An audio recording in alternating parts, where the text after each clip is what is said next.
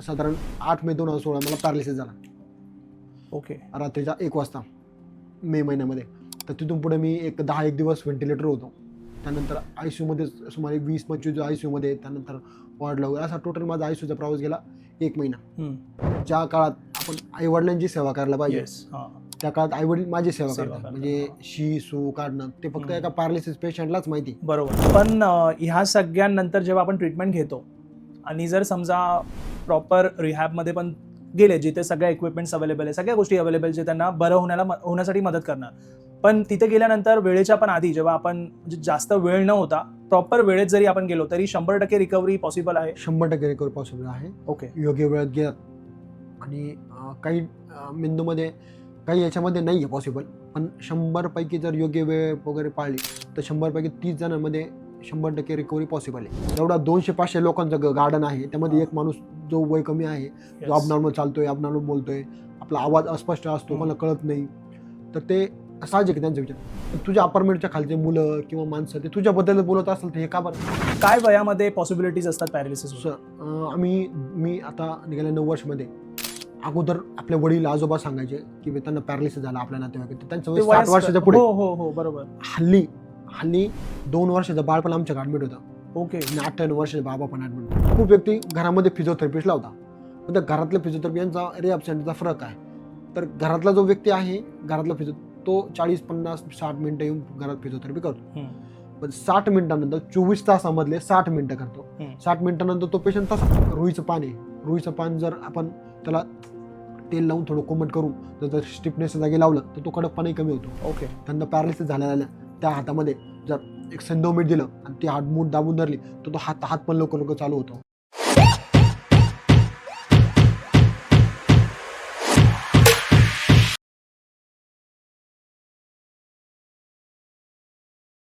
नमस्कार मित्रांनो, स्वागत आहे तुमचं अजून एका नवीन पॉडकास्टमध्ये. तर आजचा जो पॉडकास्ट आहे हा थोडा गंभीर विषयावरती आहे. पॅरालिसिस जेव्हा एका व्यक्तीला होतात, म्हणजे पॅरालिसिस झाल्यानंतर ना पूर्ण असं लाईफ स्टॉप होऊन जाते त्या व्यक्तीची. जे काही त्यांनी आजपर्यंत विचार केलेत लाईफमध्ये काय काय करायचे, काही लोकांना 25-30 वर्षामध्येच पॅरालिसिस होतात, काही लोकांना 55-60 नंतर होतात. म्हणजे त्याचं एज आपण सांगू नाही शकत. म्हणजे आपण लाईफ जगतोय, आपण बरेच गोल्स आपल्या लाईफमध्ये ठेवलेत की ह्या गोष्टी अचीव्ह करायच्यात आणि अचानकमध्ये पॅरालिसिस होतो. तर डॉक्टर पण जेव्हा म्हणतात की ह्या सगळ्या गोष्टींमधनं बाहेर येणं कठीण आहे, अशा वेळी जेव्हा तुमच्यासोबत ना चमत्कार होतो, जेव्हा तुम्ही ह्या गोष्टीतनं बाहेर येता, तेव्हा ती लाईफ गॉड गिफ्ट म्हणून असते आपल्यासाठी. आणि आजचा हा जो पॉडकास्ट होणार आहे, जे आपले गेस्ट आहेत त्यांचं नाव आहे डॉक्टर राजेंद्र कडनर सर. तर त्यांचा जो एक्सपिरियन्स आहे 9 वर्षांचा, पॅरालिसिस सेंटर आहे त्यांचं नाशिकमध्ये. आता त्यांच्या स्वतःसोबत असं झालं, ते डॉक्टर असून त्यांच्या लाईफमध्ये असा प्रसंग आला जिथे त्यांना स्वतःला पॅरालिसिस झाला होता आणि बरेच मोठे डॉक्टर्स त्यांना हे सांगितलंही होतं की ह्यातनं बाहेर पडणं कठीण आहे आणि त्यांनी त्यांची लाईफ त्यावेळी गिवअप केली होती, कारण मोठे डॉक्टर्स पण त्यांना सांगितलं होतं की बाहेर पडणं यातनं मुश्किल कठीण आहे. पण आपण जसं आता मी मगाशी तुम्हाला म्हणालो, एकेकांना लाईफ गॉड गिफ्टेड मिळते, पण त्यांच्या लाईफमध्ये आयुर्वेदाने असं काम केलं ना की गॉड गिफ्टेड तर आहेच, पण ते पण आता बाकीच्या व्यक्तींना त्यातनं बरे करतात आणि आत्तापर्यंत त्यांनी लाखो लोकांना त्यातनं बाहेर काढलं आहे पॅरालिसिसमधनं. सो हा पॉडकास्ट एकदा ना एंडपर्यंत पहा. तुम्ही तुमच्या फॅमिली मेंबर्स किंवा तुमच्या फ्रेंड्समध्ये कोणाला जर असा प्रॉब्लेम असेल, नक्की त्यांना हा व्हिडिओ शेअर करा. हा पॉडकास्ट शेवटपर्यंत पहा. नमस्कार सर. नमस्कार. स्वागत आहे तुमचं आपल्या पॉडकास्टमध्ये. थँक्यू. आणि खूप इन्स्पिरेशनल पॉडकास्ट होणार आहे आजचा, कारण जेव्हा तुम्ही मला ह्या पॉडकास्टच्या अगोदर सांगितलं तुमच्यासोबत जी गोष्ट झाली आहे, मी स्वतः शॉक होतो की माणसांकडं आयुष्य आपण जसं म्हणतो काही वर्षांचंच असतो, त्यामध्ये आपल्याला काय काय आपण ड्रीम्स विचार करतो, पण अचानक अशी गोष्ट झाली की पूर्ण ब्लँक होऊन जातो आपण. आणि मेन म्हणजे तुमची जी स्टोरी मी ऐकली ना, म्हणजे तुम्ही डॉक्टर झाल्यानंतर तुमच्यासोबत आता एखादा व्यक्ती आधीपासून समजा काही त्या लेवलला नाही आहे किंवा साधारण सामान्य मनुष्य आहे, तो अशा प्रसंगातून जातोय तर समजू शकतो. डॉक्टर म्हणजे तुम्ही त्या लेवलला गेला होता, ते लाईफ तुम्ही पाहिली होती आणि तिथून सडन डाऊनफॉल तुमचा होणं, पॅरालिसिस नंतर ज्या गोष्टी तुमच्यासोबत झाल्या, हो. सो आपण चर्चा करूया. ती जी स्टोरी आहे, मला असं वाटतं तुम्ही तुमच्या साईडनी एकदा आपल्या ऑडियन्सला सांगा. त्यापूर्वी एक शॉर्ट तुमचं इंट्रोडक्शन आपल्या ऑडियन्सला करून द्या. नमस्कार, मी डॉक्टर राजेंद्र कडनर. मी संचालक नाशिक पॅरालिसिस सेंटर. आमचं सेंटर आहे नाशिकमध्ये 9 वर्षापासून. 9 वर्षामध्ये 1 लाखापेक्षाही जास्त पेशंट रिकवर केले. त्यामधलं वय प्रत्येकाचं वेगळं आहे. बरेचसे पेशंट आमच्याकडं रिकवर झाले. सर, तुम्ही ह्याची सुरुवात पॅरालिसिस सेंटरची नंतर केली, जेव्हा तुमच्यासोबत हा प्रसंग झाला. हा प्रसंग कधी झाला आणि काय झालं तुमच्यासोबत ते जरा सांगा. मी एका छोट्याशा खेडेगावातला आहे. छोट्या खेडेगावातला असल्यामुळं मी डॉक्टर केलं ॲडमिशन झालं. 12वी नंतर 12वी सायन्स केलं. सायन्सनंतर SMBT कॉलेज इथे ॲडमिशन झालं. SMBTला ॲडमिशन झाल्यानंतर डॉक्टरेट होईपर्यंत मला माहीत नव्हतं. आपल्याला एकच माहीत होतं, आपण छोटंसं गाव आहे, छोट्याशा गावामध्ये आपलं क्लिनिक चालू करायचं. ओके. बस एकच स्वप्न. स्वप्न पाहिलं. बस 2010ची बॅच 2015ला पासआउट झाले. त्यानंतर इंटर्नशिप चालू होती. इंटर्नशिप चालू असताना मला एक झटका आला पॅरालिसिस. ओके. पण त्या अगोदर माझ्या वडिलांना ना जेव्हा इंटर्नशिप चालू असताना माझ्या वडिलांना अटॅक आला. त्यानंतर त्यांची अनकंट्रोल शुगर होती.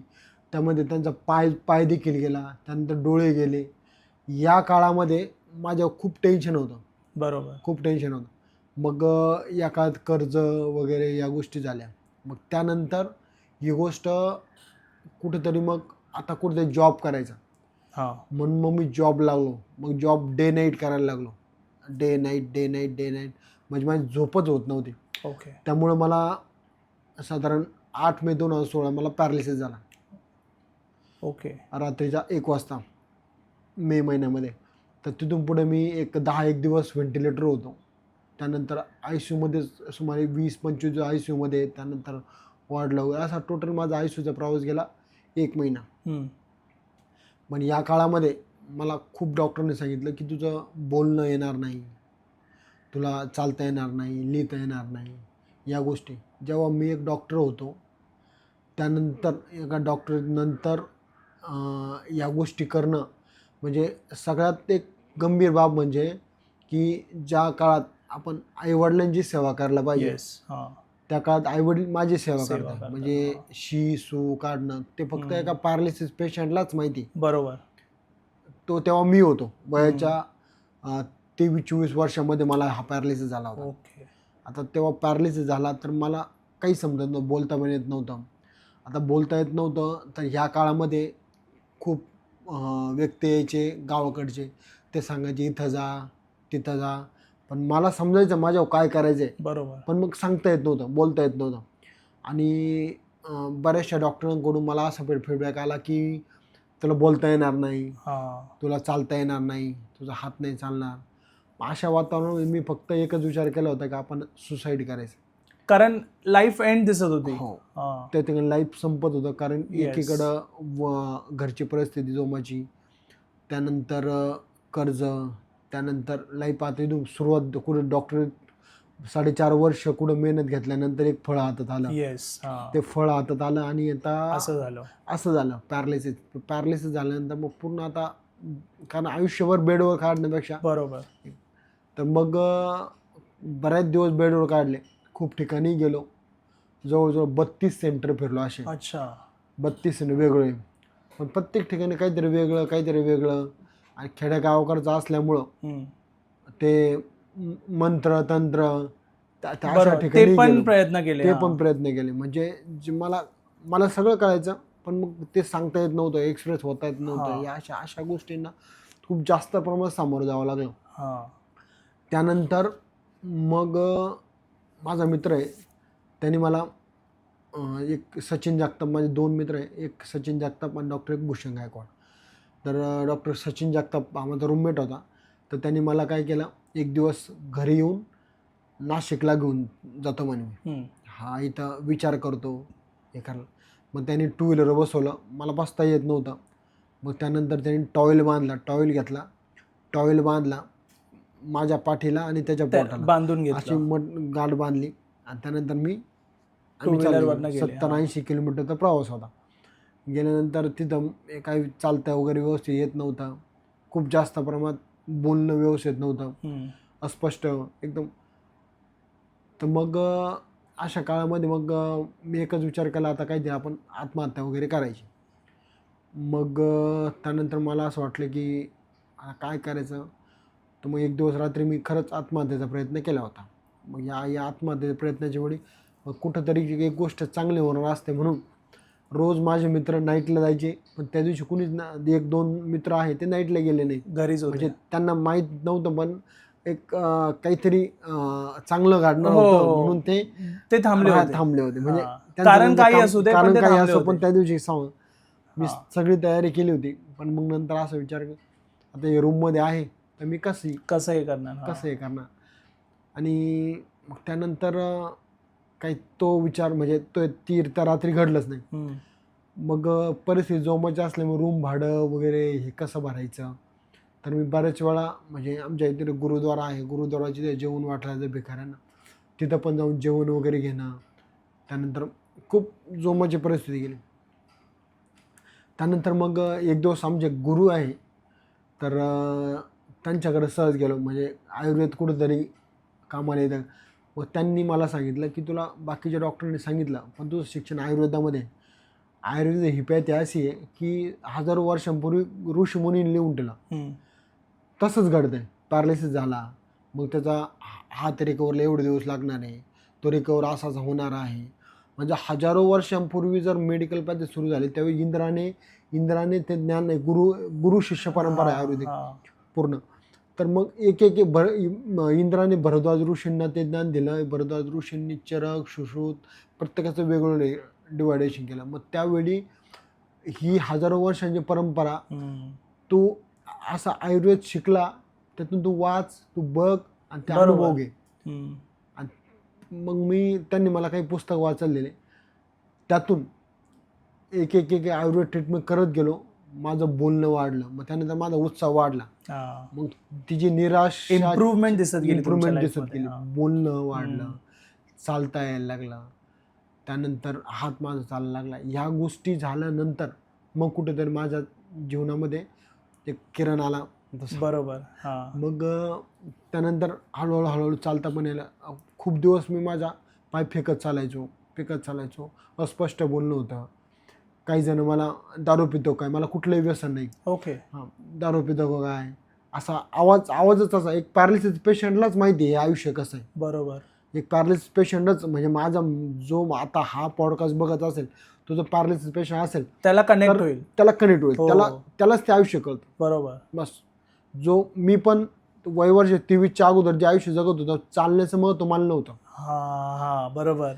आपण 2 पाय चालतो एवढा विचार मी नाही केला, पण जेव्हा झोपलं जागेवर तेव्हा 2 पाय चालतो हा विचार खूप करायचो. बरोबर.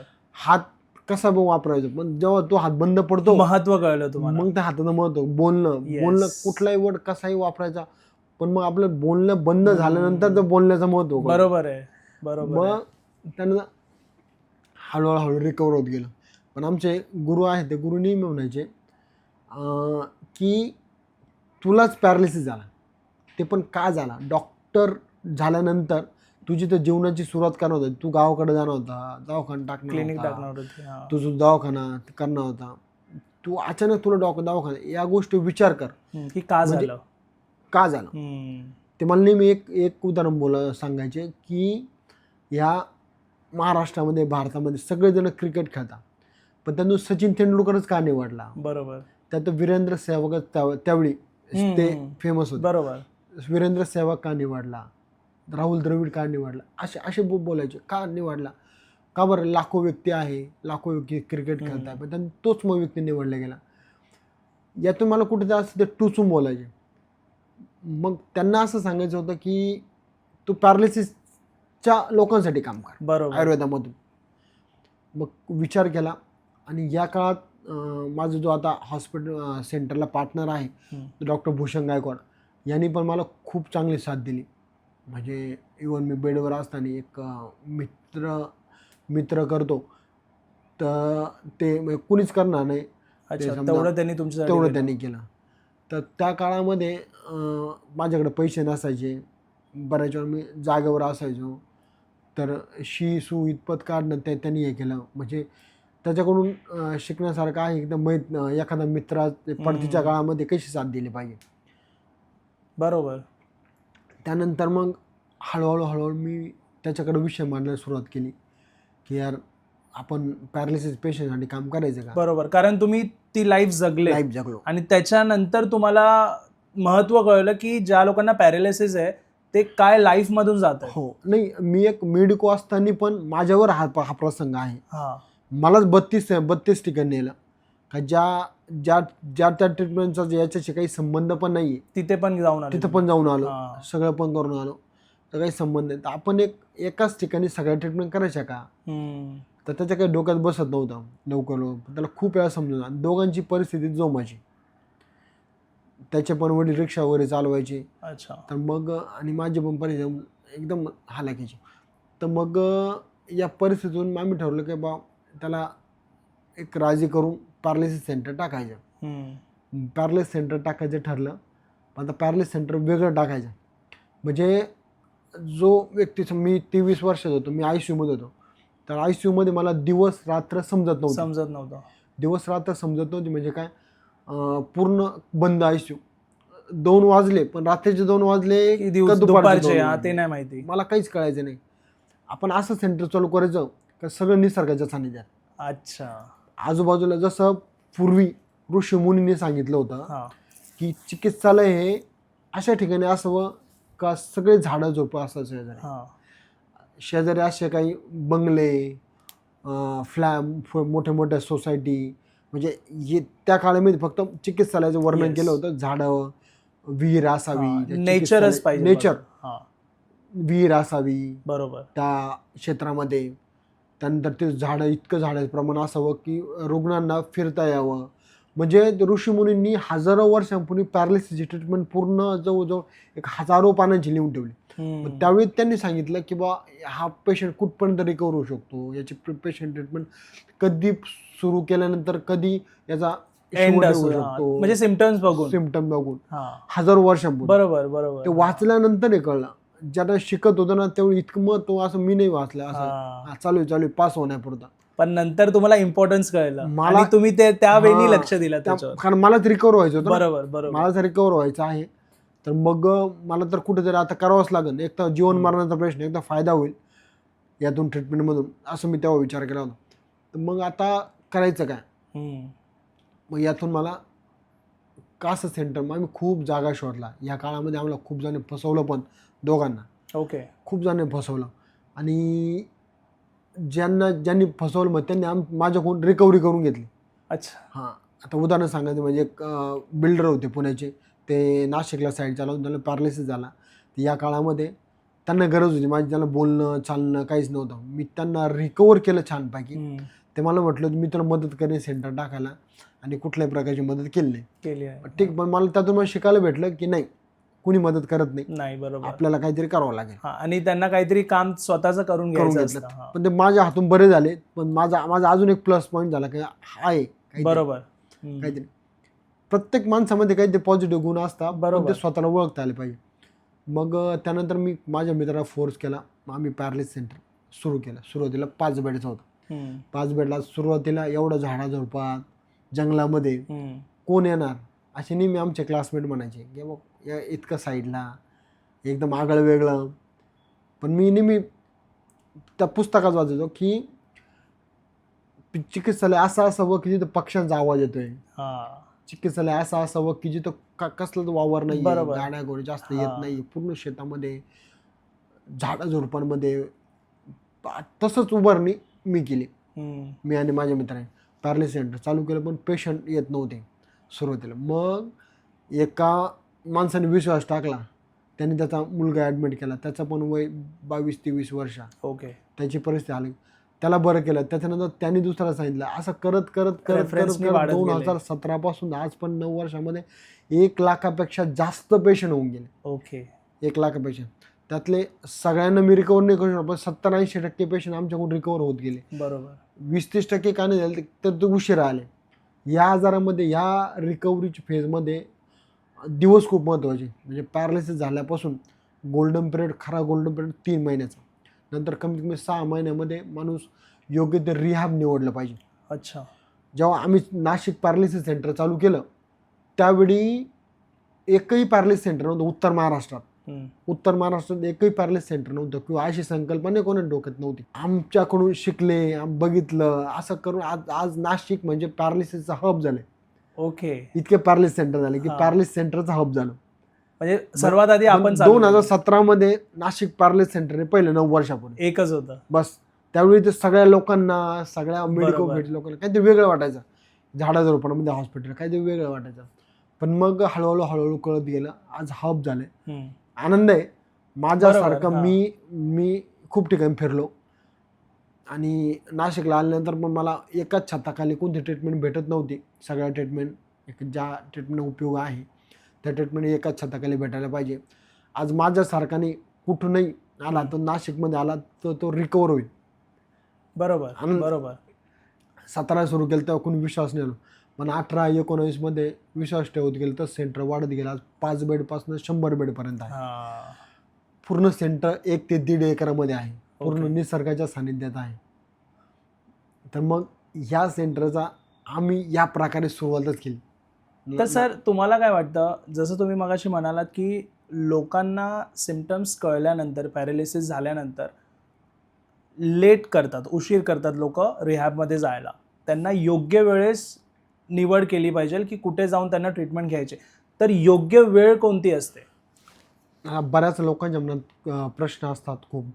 आमचं पेशंट ICUमध्ये आहे, मग ICUमध्ये आहे, याला मग काही आम्ही घरी घेऊन जातो. तर ती घरी न्यायची वेळ नसते. ICU वॉर्ड म्हणजे हॉस्पिटल.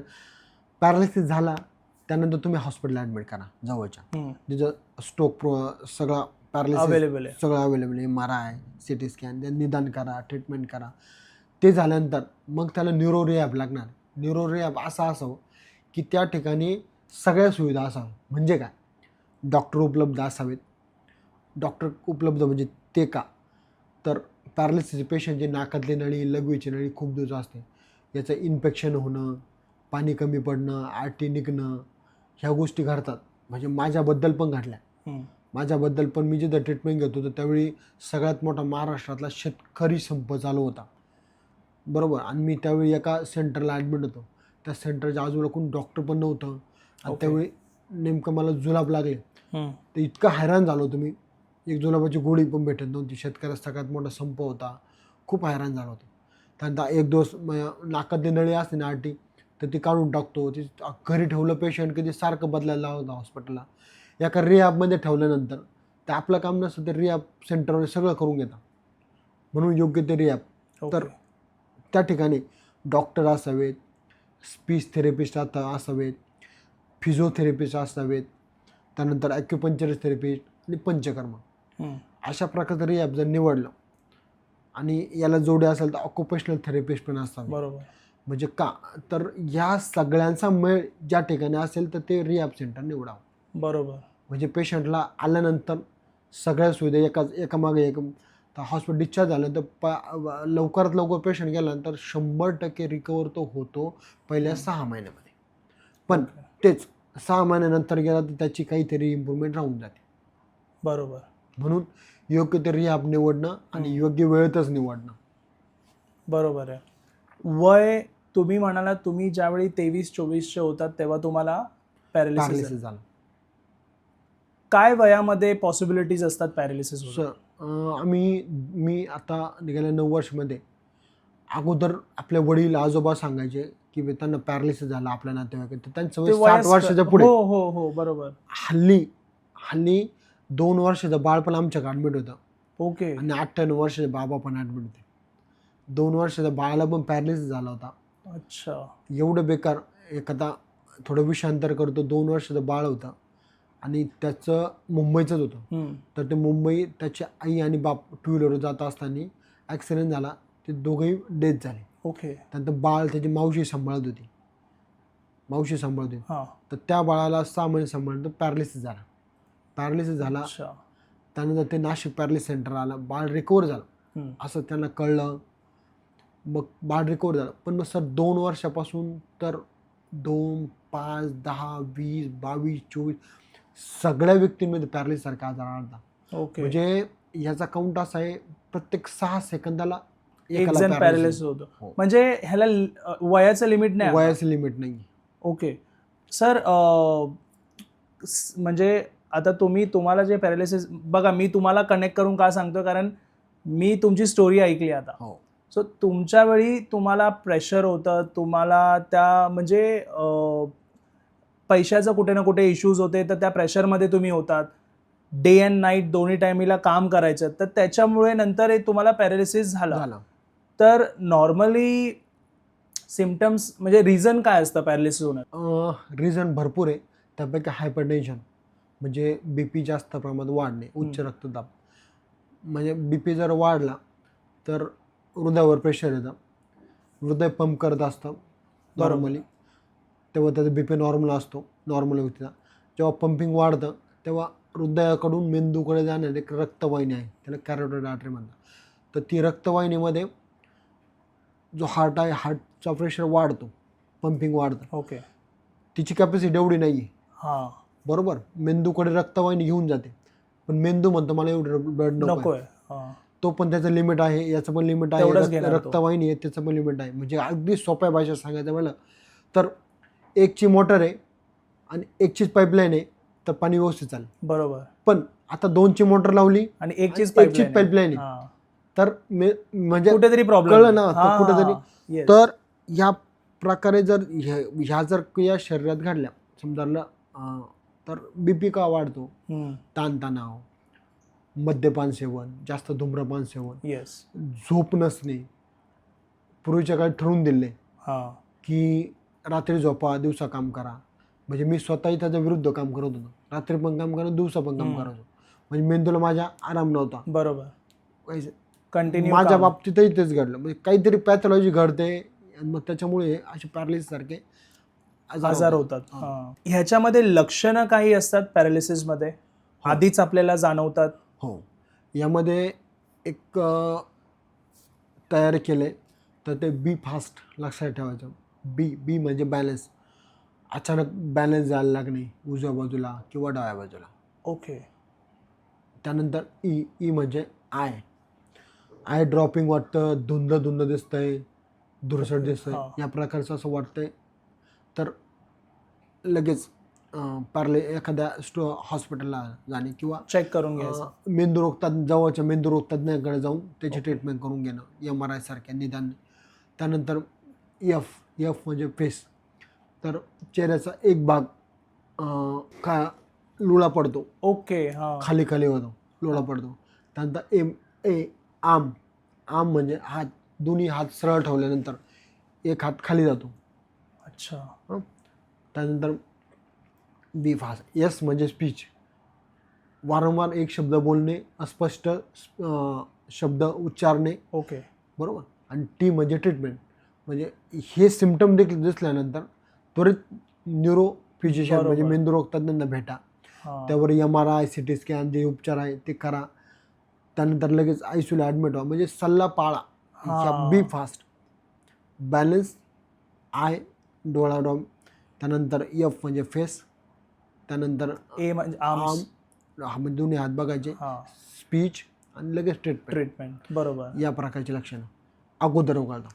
आपल्याला आधी जाणवतात. पण ह्या सगळ्यांनंतर जेव्हा आपण ट्रीटमेंट घेतो आणि जर समजा प्रॉपर रिहॅबमध्ये पण गेले, जिथे सगळ्या इक्विपमेंट्स अवेलेबल आहे, सगळ्या गोष्टी अवेलेबल जे त्यांना बरं होण्यासाठी मदत करणार, पण तिथे गेल्यानंतर वेळेच्या पण आधी जेव्हा आपण म्हणजे जास्त वेळ न होता प्रॉपर वेळेत जरी आपण गेलो तरी 100% रिकव्हरी पॉसिबल आहे? 100% रिकव्हरी पॉसिबल आहे. ओके. योग्य वेळेत गेलात आणि काही मेंदूमध्ये काही याच्यामध्ये नाही आहे पॉसिबल, पण 100 पैकी जर योग्य वेळ वगैरे पाळली तर 100 पैकी 30 जणांमध्ये 100% रिकव्हरी पॉसिबल आहे. ओके. काही जण उशिरा जातात म्हणून काहीतरी डिफॉर्मिटी राहून जाते, म्हणजे हाताची रिकव्हरी किंवा लेट किंवा न होणे. मग ते न होणं किंवा यामध्ये योग्य तर रिहॅबला गेल्यामुळं बाकीच्या गोष्टींचा फायदा, तर वारंवार पेशंटला ॲडमिट करावं नाही लागत. नाही तर युरिन इन्फेक्शन झालं, वारंवार परत ICUला ॲडमिट, आरटी काढली ॲडमिट, या असं हॉस्पिटल एक आर्थिक पण बचत होते योग्य त्या रिहॅबमुळं. आणि रिकव्हरी रेट वाढतो. जर सुरुवातीपासून एखादा रिहॅबला कनेक्ट झाले तर रिकव्हरी रेट वाढतो. आमच्याकडे ना एक 18 वर्षी मुलगी आली होती, 18-19 वय होतं. जस्ट लग्न जमलं होतं, गावाकडची होती, लग्न जमलं होतं. तर तिला लग्न जमल्यानंतर मे बी 17 सप्टेंबरला वगैरे असं लग्न होतं, आणि त्यानंतर 1 महिना अगोदर तिला पॅरालिसिस झाला. ओके. पॅरालिसिस झाल्यानंतर आता पुढचं आयुष्य कसं, बरोबर. तिनं पूर्ण चालणं बोलणं सगळं बंद होऊन गेलं. मग त्यानंतर मी मग त्यांना कुठून तरी नाशिक पॅरालिसिस सेंटरचा ॲड्रेस काढला. त्यानंतर आता तिचं लग्न 17 सप्टेंबरला, आता तिला रिकवर करणं आम्हाला भाग. बरोबर. त्यानंतर ती रिकवर होऊन गेली नक्की 2 महिन्यामध्ये, खूप चांगली रिकवर झाली. जेव्हा असे वयाचे पेशंट आता कमी वयाचे, तेव्हा मला एक वेगळाच उत्साह असतो, म्हणजे एक नवीन चॅलेंज पण असतो की करायचंच आहे. एक मुंबईचा पेशंट होता, त्याचे आई वडील दोन्ही पण शिक्षक होते. तर त्याला पॅरालिसिस झाला होता, पण पॅरालिसिस होऊन त्याला 1-1.5 वर्ष होऊन गेलं होतं. अच्छा. त्याला चालता यायचं, पण तो चालता फेकत चालायचा. त्याला एका पॉडकास्टमार्फत एक ॲड्रेस काढला, नाशिक पॅरालिसिस सेंटर. आई वडील दोन्ही डहाणू साईडला शिक्षक होते. मग त्यानंतर ते घेऊन आले. त्यांचं म्हणणं हे नव्हतं, माझा पूर्ण एकुलता एकच मुलगा, किंवा तो अबनॉर्मल सारखा वागायला लागला, म्हणजे त्याला भीती वाटायला लागली. तो सोसायटीत अपार्टमेंटमध्ये राहायचा ना, तो फक्त खिडकीत पाहून जीवन जगत होता. ओके. 1-1.5 वर्षापासून कोणाच्या लग्नात नाही, काही नाही, त्याला काही नाही. 20-21 वर्षामध्ये झाला होता. पण त्याला ती लाज वाटायला लागली, मी पाय फेकत चालतो, मी अस्पष्ट बोलतो, तर ती लाज वाटायला लागली. मग तो सोसायटीच्या खाली पण जात नव्हता. दिवाळी असो, काही सण असो, कधीच जात नव्हता प्रोग्राममध्ये वगैरे. त्याही वडील खूप निराश, ते घरात आले का तो. त्यानंतर एक दिवस ते सहज घेऊन आले. तर त्यांना कळलं की ह्या डॉक्टरना पण झाला होता पॅरालिसिस. मग हे आज असे उभे आहेत आमच्यामुळे. तो तुम्हाला भेटला, त्यांनी घरी सांगितलं, अरे त्या डॉक्टरना पण झाला होता, मग तू याचा चलतो का. त्यानंतर तो आला, मला भेटला. त्यांनी मला अगोदर ओपीडीमध्ये येऊन, ते बऱ्याच पेशंटची गर्दी होती, सकाळी आले होते, पण पेशंटची सगळी गर्दी होऊन दिली, सगळे पेशंट झाले. त्यानंतर ते आले. 2 मिनटात त्याचे आई वडील दोन्ही पण भेटले. सांगितलं की त्याला प्रॉब्लेम सांगितला की त्याला चालता येतं, पण पाय फेकत चालतो, हात त्याचा अजून इतका वर्क होत नाही. आणि तो होत नाही पण ठीक आहे, जितका बोलतो तितका समजतं, पण तो घराच्या खालीच उतरत नाही. बरोबर. त्या भीतीने का, तर अपार्टमेंटचे लोक असतील खाली बसणारे, बघ कसं फेकत चालतो. म्हणजे तर मग मला आई वडिलांचे प्रॉब्लेम समजले. तर त्याला मध्ये बोलवलं, म्हटलं का रे बाबा. तो तुम्हाला अस्पष्ट सांगायला लागले की बाबा मी एक दिवस खाली गेलो होतो, ट्रीटमेंट चालू होती, तेव्हा नातेवाईक ते अपार्टमेंट लोक मुलं म्हणजे माझ्यासोबत खेळायचे, ते हसायचे. हसल्यानंतर मग तिथून पुढे त्यानंतर मग मी असं एका गार्डनला फिरत होतो, तिथं पण त्यांचे ते बोलत होते, गप्पा करत होते, काय झालं असण्याला असं तसं. तर मी तिथं पण निराश होतो. मग तेव्हापासून मी ठरलो जायचंच नाही आपण घरात. आपण घर सोडणं, मग कुठं जायचं नाही. मग त्याला मी समजून सांगितलं, त्याला माझी पण स्टोरी सांगितली की मी जेव्हा आजारी होतो तेव्हा मला पण असं सांगितलं. त्यानंतर मी पण फिरायला जायचो एका गार्डनमध्ये, तिथं पण खूप लोक बघायचे, पायाकडे बघायचे. ठीक आहे ना, एवढा 200-500 लोकांचं गार्डन आहे, त्यामध्ये एक माणूस जो वय कमी आहे, जो अबनॉर्मल चालतोय, अबनॉर्मल बोलतोय, आपला आवाज अस्पष्ट असतो, कोणाला कळत नाही, तर ते साहजिक आहे त्यांचा विचार. पण तुझ्या अपार्टमेंटच्या खालचे मुलं किंवा माणसं ते तुझ्याबद्दल बोलत असेल तर हे का बरं, कसं शक्य आहे.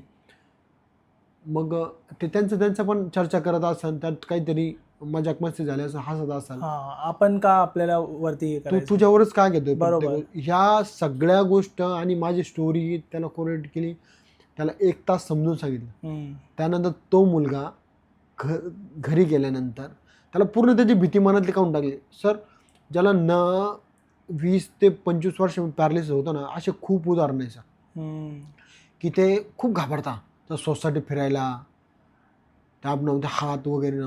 पण मग आपण काही वेगळं काही केलं का? काही लोक बलात्कार करून इकडे तिकडे फिरतात, येस येस. बरोबर. मग आपण गुन्हा तर नाही केलाय ना पण तर कोणता? आपण तर काही गुन्हा नाही केला, Yes. हुशार मुलगा आहे, पण तो घरात राहिला. हा.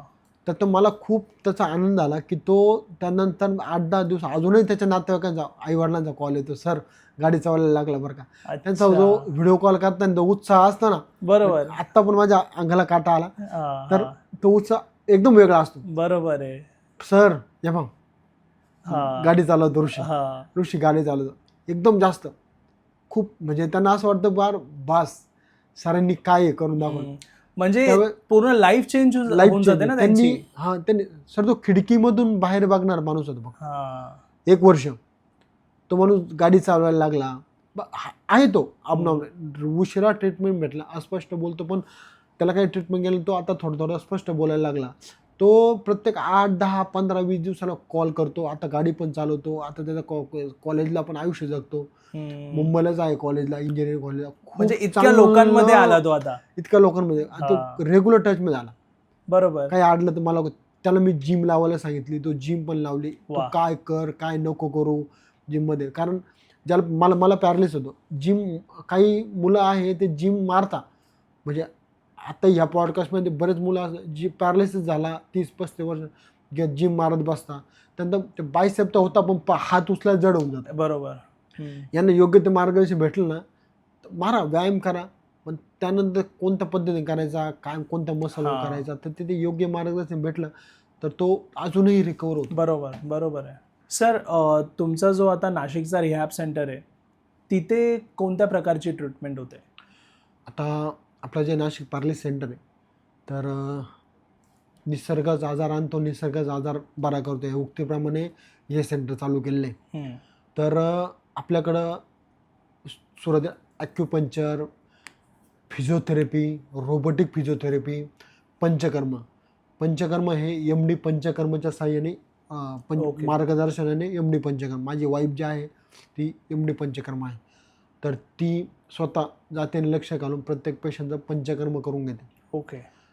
त्यानंतर पेशंटला म्हणजे बघा ह्या ट्रीटमेंट जर पटपट भेटल्या, यात प्रत्येक गोष्ट रोल आहे. म्हणजे ॲक्युपंक्चरचं काय आहे, चेतना पेशी उत्तेजित करायला ॲक्युपंक्चर रोल आहे. फिजिओथेरपीचं का बरं आहे, तर हातपाय चालू करणं, म्हणजे थोडक्यात ICUमध्ये पेशंट झोपला असतो, पण रिहॅब सेंटरने जिथं फिजिओथेरपी चालू त्याला तिथं चालण्याचे, व्यायाम करण्याचे, तर ते फिजिओथेरपी. रोबोटिक फिजिओथेरपी म्हणजे काय, तर ते जो मनुष्य मशीन म्हणजे मॅन्युअल नाही करू शकत, तो मशीन करून मशीनच्या थ्रू. वेगळं मशीन आहे. त्यानंतर पंचकर्म का बरं, तर हे सगळं करत असताना कधी कधी अचानक स्टिफनेस येऊन जातो. मग त्याला योग्य ते ट्रीटमेंट करून त्या पंचकर्माच्या साहाय्याने एक स्टिफनेस कमी करणे, सूज कमी करणे. समजा स्टिफनेस आहे, जसं मी सांगितलं, वारंवार बोलतो, निसर्गच आजार आणतो, निसर्ग बरा करतो. तर या उक्तीप्रमाणे पंचकर्मामध्ये याचा उपयोग कसा होतो, तर रुईचं पान आहे, रुईचं पान जर आपण त्याला तेल लावून थोडं कोमट करून जर स्टिफनेसच्या जागी लावलं तर तो कडकपणाही कमी होतो. ओके. त्यांना पॅरालिसिस झालेल्या त्या हातामध्ये जर एक संदोमीठ दिलं आणि ती हातमूठ दाबून धरली तर तो हात पण लवकर चालू होतो. ओके. आणि त्यानंतर ह्या आजारामध्ये सगळ्यात महत्त्वाचा संबंध आहे तो म्हणजे स्नेहनम सेदनम विरेचनम. तर म्हणजे रोज पोट साफ झालं पाहिजे. या बारीक बारीक गोष्टी डॉक्टर बघतात, MD पंचकर्म बघता. तर मग योग्य बस्ती देणं, झाडू पाण्याचे काढे संडास मार्गातून पुश करून पेशंटला जास्त मोशन कशी होईल, तर पेशंटची इम्प्रूव्हमेंट वाढत जाते. स्पीच थेरपिस्ट काय करता, तर त्याचं स्पीच बोलणं अस्पष्ट आहे किंवा नाहीच आहे, त्यावर काम करून करून करून तो ॲटलिस्ट बोलण्यापर्यंत आणता. ऑक्युपेशनल थेरपिस्ट काय करता, तर त्याला शर्टचे बटन लावणं, ह्या ज्या गोष्टी असतात. मी जवळजवळ 6 ते 7 महिने हाफ चड्डीवर फिरलेलो आहे. टी-शर्ट तर शर्ट पण घालतात नाही, पॅन्टचं बटन पण लावतात नाही. म्हणजे माझाच अनुभव आहे की नाही लावते 6 महिने, काहीच नाही, शर्टचे बटन नाही, काही नाही. ह्या गोष्टी शिकवल्या जातात. बरोबर. म्हणून या प्रकारे असा प्रोटोकॉल आमच्या सेंटरला चालतो, सकाळी 8:30पासनं तर संध्याकाळी 6 वाजेपर्यंत. हे वेगवेगळे ट्रीटमेंट्स होत असतात. वेगवेगळ्या ट्रीटमेंट होत असतात. प्रत्येक ओके. काही ट्रीटमेंट विकली असते. ओके. आमच्याकडं मेंदुरोग तज्ज्ञ पण आहे. हम्म. आणि आमची पूर्ण 4 जणांची टीम आहे.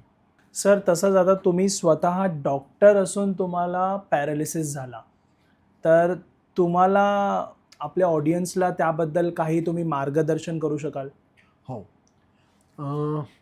पॅरालिसिसचा आजार कुणालाही होऊ शकतो, कोणत्याही वयामध्ये होऊ शकतो. तर यामध्ये आणि घरामध्ये सुद्धा कोणत्याही म्हणजे जन्माला आलेला आता 100पैकी आता तर मी म्हणेल एक 45-50% पॅरालिसिसचं प्रमाण इतकं वाढलं आहे. बऱ्याच जण खूप जण पॅरालिसिस होतं. याचं जे कारण आहे तर ते हायपरटेन्शन आहे. हायपरटेन्शन का बरं? तर ते ताणतणाव, झोप न होणं, त्यामुळे BP वाढतो. तर हल्ली जे चाललंय ते रात्री उशिरापर्यंत जागणं, आता बरोबर. मोबाईलमुळं उशिरापर्यंत जागणं, जंक फूड खाणं, बरोबर. त्यानंतर धूम्रपान, मद्यपान या गोष्टी जास्त करणं, तर हे शरीरासाठी कुठेतरी आपण पॅरालिसिससारख्या आजाराला आमंत्रण देतोय. हे यंग पिढीला सांगण्यासारखं आहे. ओके. तिथून ते जर काळजी घेतली तर प्रॉब्लेम कमी असतील. प्रॉब्लेम कमी होतील. सर आता हॉस्पिटल बऱ्याच जणांनी ऐकले, काही झालं की आपण हॉस्पिटलमध्ये जातो. आता तुमचं हे जे नाशिकचं रिहॅब सेंटर आहे, रिहॅब सेंटरमध्ये असं काय होतं जे हॉस्पिटलमध्ये होत नाही? आणि रिहॅब सेंटर नाशिकचं जे आपलं चिकित्सालय आहे, या रिहॅब सेंटरबद्दल जरा मला सांगा, इथे रुटीन कसं वर्क करतं? नक्कीच. रिहॅब सेंटर आणि हॉस्पिटल फरक आहे. हॉस्पिटल आणि घर यांच्यामधलं ठिकाण म्हणजे रिहॅब सेंटर. ओके. तर रिहॅब सेंटरला ज्या गोष्टी होतात, आपण पॅरालिसिस झाल्यानंतर इमिजिएट ट्रीटमेंट समजा हॉस्पिटलसारख्या ठिकाणी गेली, ती ICU, तिथे ICU वगैरे असतो, बरोबर. इमर्जन्सी वॉर्ड, त्यानंतर ते सगळे व्हेंटिलेटर, या सगळ्या गोष्टीतून तर एक 20-21 दिवस तिथे ICUमध्ये पेशंट एक योग्य वेळी फिरवला जातो किंवा नाही फिरवला जात. ICUमध्ये तो टिक टिक टिक टिक आवाज, करेक्ट. ह्या हात देऊन म्हणजे ICU आणि घर यांच्यामधलं ठिकाण म्हणजे रिहॅब सेंटर. तर आता यातलं नाशिक पॅरालिसिस सेंटर ते वेगळं कसं आहे? तर हे रिहॅब सेंटर चिकित्सालय याची निर्मितीच अशा जागी केली आणि अशा निमित्ताने केली का तिथं पेशंटला बोर होता कामा नये. बरोबर. म्हणजे जसं मी म्हटलं की मी ICUला ॲडमिट होतो, मला दिवस रात्र समजायचं नाही. मॉनिटरचा टिक टिक टिक टिक टिक टिक आवाज सारखा कंटिन्यू तेच, त्यामुळे इरिटेट व्हायचं. आणि आपली स्वतःची बोलतो ना आपण, आपलं मन नाही करत, रिकवर स्वतःचा मनच करत नाही तिथे. मला कळतच नाही काय आजारी तर आहे. पण जर समजा अशा वातावरणात तुम्हाला आणून टाकलं की तिथं झाडं, बरोबर, सगळे माणसं फिरत आहे. आता बघा, खूप व्यक्ती घरामध्ये फिजिओथेरपिस्ट लावता, पण त्या घरातल्या फिजिओथेरपी यांचा रिहॅब सेंटरचा फरक आहे. तर घरातला जो व्यक्ती आहे, घरातला तो 40-50-60 मिनटं येऊन घरात फिजिओथेरपी करतो, पण 60 मिनिटांनंतर 24 तासामधले 60 मिनटं करतो. 60 मिनिटांनंतर तो पेशंट तसाच झोपतो. मग त्यांनी काय होतं, तर पेशंटला घरी झोपून बेडसवर तयार होतं. बेडसवर म्हणजे काय, एका जागी झोपल्यानंतर मागे टॉयलेटच्या जाखमा तयार होतात, त्यानंतर परत त्याचं ऑपरेशन लागतं. दुसरी गोष्ट, ह्या सगळ्या गोष्टी हॉस्पिटलला डायपर वगैरे चेंज करणं, या रिहॅब सेंटरला या नातेवाईकांनी त्या रिहॅब सेंटरचे माणसं करून घेतात. डायपर चेंज करणं, पेशंटला आंघोळ घालणं, नाकातली नळी चेंज करणं, लघवीची नळी चेंज करणं. बऱ्याच वेळा पेशंट घरी असतो, पण मग लघवीचं इन्फेक्शन होऊन जातं. ओके. मध्ये ताप सुरू होतो. बघा, प्रत्येकजण प्रत्येक क्षेत्रामध्ये माहीर आहे. एक कुटुंब आहे, कुटुंबातला एक जण जर समजा एखाद्या कंपनीत मॅनेजर असेल, पण त्या कंपनीबद्दल सगळं माहिती, मॅनेजर किंवा त्या कंपनी चालवता असेल तर कंपनी सगळं माहिती, पण त्याच्या क्षेत्रात त्याच्या घरामध्ये हॉस्पिटलची एखादी घटना घडली तर तो हॉस्पिटलला जातो, पण त्या हॉस्पिटल क्षेत्राला काही माहीत नाही. बरोबर. आपण जेव्हा आपल्या घरात पेशंट आणतो, आता आपल्याला त्यात माहीत नाही आहे ही लघवीची कधी चेंज करायची, म्हणून ते एका रिहॅब सेंटरला ते सगळं काम होतं. म्हणून याला हॉस्पिटल आणि घर याच्यामधलं ठिकाण म्हटलं जातं. ओके. तर आमच्या सेंटरला हे रुटीन जे आहे ते सकाळी 8:30 सुरू होतं तर संध्याकाळी 6 चालतं. ओके. त्यामध्ये सकाळी 6 वाजेपासून तर 8 वाजेपर्यंत पेशंटचं स्पंजिंग, आंघोळ घालणं, ब्रश करणं, ही सगळ्या क्रिया, नाश्ता पण होतो. आमच्या सेंटरमध्ये कॅन्टीन आहे. पेशंटच्या डाएटप्रमाणे नाश्ता दिला जातो. त्यांना 8:30 व्यायाम सुरू होतो, म्हणजे फिजिओथेरपी. 8:30 ते 1 वाजेपर्यंत physiotherapy, acupuncture, acupressure, panchakarma, robotic physiotherapy हे सगळं होतं 1 वाजेपर्यंत. 1 ते 3 पेशंटला आराम दिला जातो आणि त्यानंतर दुपारचं जेवण 1 ते 3च्या मध्ये. त्यांना पेशंट आराम झाला की 3, 3:15ला 3 ते 6पर्यंत परत त्याचे व्यायाम करत राहतो. ओके. म्हणजे दिवसभर पेशंट त्याचा बिझी असतो. यांनी काय होतं, बेड सोडवायची भीती नाही. आणि एक गोष्ट अशी असते, घरामध्ये तो एकटाच पेशंट असतो पण बाकी त्याचे मुलं, बायको सगळी फिरणारे असतात. बरोबर. सगळ्यांना पाय चालतं तो, पण त्याच्या डोक्यात 2 विचार असतात, मलाच काय झालं आणि हे तर व्यक्ती सगळे नॉर्मल चालत आहे, मग माझाच पाय का हालत नाही. बरोबर. आणि त्यांना असं वाटतं मी वेगळाच आहे. हो. पण रिहॅब सेंटर मध्ये बाकी लोकांना बघून हो. आणि यावेळी ना तो पेशंट निगेटिव्ह होत चालतो. येस यावेळी हेच एक महत्वाचा उद्देश आहे की यावेळी तो पेशंट निगेटिव्ह झाला ना तर तो रिकवर होणं अवघड आहे. आणि असे पेशंट रिकवर म्हणजे होणार असता, पण या घरी ठेवल्यामुळं कधी कधी रिकवर होत नाही. बराच काळ एकच विचार करून दुसरे आजार वाढून घेणं, मग त्यानंतर सगळं आयुष्य ठप्प होतं. बरोबर आहे. असं खूप पेशंट विषय घडतात. आता यानंतर जेव्हा प्रिहॅब सेंटरला आला, असं उदाहरणार्थ नाशिक पॅरालिसिस सेंटरला एखादा, मी असं म्हणणार नाही की नाशिक पॅरालिसिस सेंटरलाच्या मी कुठल्याही सेंटरला तुम्ही कोणत्याही योग्य, पण मी योग्य सेंटर येस की जिथे या सगळ्या सुविधा आहे. बरोबर. समजा नाशिक पॅरालिसिस सेंटरला आले तर तिथं सकाळी 8:30 सुरू झालं. एका हॉलमध्ये, मोठा हॉल आहे, तिथं डॉक्टर आहे आणि सगळे त्या पेशंट सारखे सगळे पेशंट आहे. बरोबर.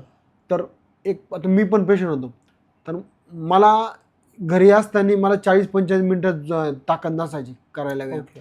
तर ह्या पेशंट जेव्हा आपण एखादा घोळक्यामध्ये लोटलं का सगळे पेशंट पॅरालिस यांच्या बरोबर लागते.